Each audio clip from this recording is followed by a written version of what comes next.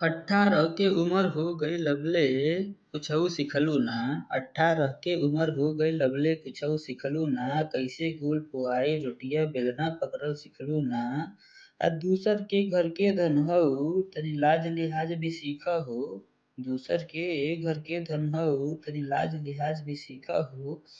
काहे तू इतना तेज बोलेलू, धीरे बोल सिखलू ना। मानत बानी तू हो आज के बिटिया।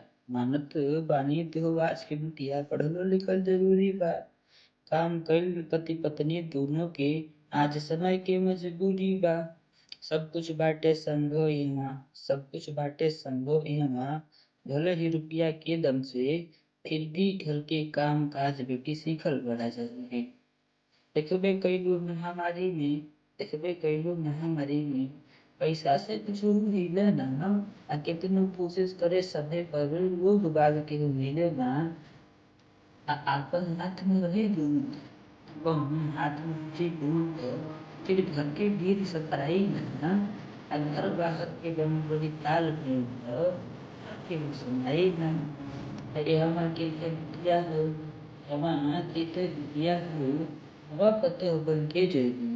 हमार के बिटिया हो, हवा पते हो बन के जेबू। कर सकते हो वो समझ नहीं, बेटी हो ना मना नहीं। सही नहीं ये बेटी को दे, आज से भर जाए।